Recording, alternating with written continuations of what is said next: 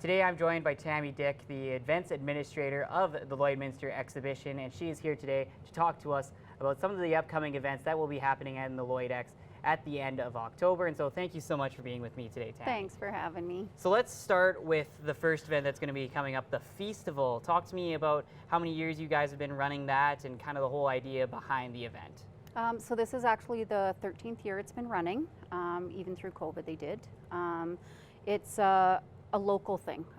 We get food from local, it's produced local, it's developed local, and then even our own Red Seal chef at the exhibition grounds, Jim Armstrong, he makes it, him and his crew, so his kitchen crew.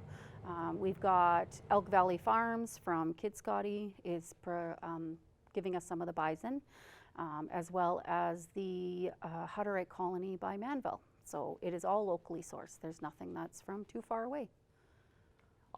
Awesome. And so with the Feastival, the whole point of it is that it's from the farm that it's coming to the table. So yes. Talk to me, especially as an ag society, how important it is to show those local producers and bring their food and show some of the people from Lloydminster that are more city-based that wouldn't really know as well where their food is coming from and how important that is for you guys as an ag society with this event.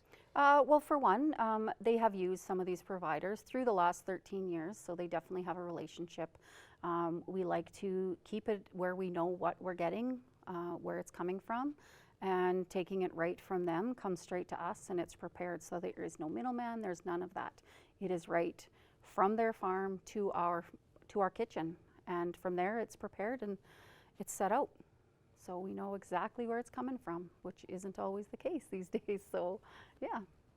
Awesome. And if people are interested in coming to the Feastival, what are the details of the date and where can they get tickets and how do they make sure that they can attend the Feastival? So it does sell out very quickly.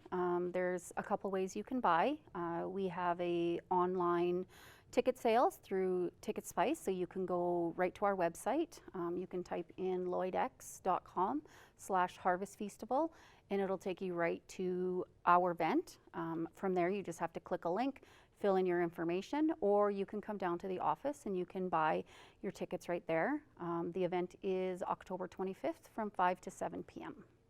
Awesome. And so that's right near the end of the month, and right away at the end of the month is Halloween, a very popular event, especially with kids around here in Lloydminster, and you guys have the Trunk or Treat. So how many years have you guys been running that, and tell me a little bit about the event in general. So that one is actually the day right after Feastival, so October 26th from 3:30 to 6:30. This is only the second year that it's been run. Last year was kind of a test year, and it not only surpassed any possible realm that they thought was going to happen. They were kind of expecting about 500 people, and they ended up with about 3,000 come through the door. So yeah, it's a great thing for local businesses again. You decorate a vehicle, whether it's, we have an ambulance coming, they decorate the ambulance, the kids can kind of take a tour through. Again, with our Canadian weathers, you never know what you're going to get, so it's a fun indoor event. Get a little bit more use out of those Halloween costumes. So yeah, it was no way that wasn't going to happen again when there was such a fantastic turnaround last year. So I know that the event is free for kids and families to come to. Yep. So, but if there are businesses that want to become a part of the whole Trunk or Treat and be one of the, I guess, booths, part of the whole thing, where can they go to find out more information and see if they can make their business a part of that here in the local area of Lloydminster? So they can email me directly at the eventadmin@lloydex.com, and it is free for them to enter as well. All that they have to do is hand out, or whatever treats they provide, that's what they hand out, and that's the monies they're putting into it, plus the decorating of their vehicles. So it's free for them. Awesome. And then looking a little bit forward, are there any big events that you are taking care of for the Lloyd Ex that is coming after October, kind of into November, and some of those big events that you guys can just give us a little preview for going into November? Stockade Roundup's coming up. There's also the PBR, which is another huge event for us. It's a one-day event. It would be my first. I've never been, as I'm new to the system, but yeah, I'm looking forward to it. I've heard great things, just the vibe that it gives off.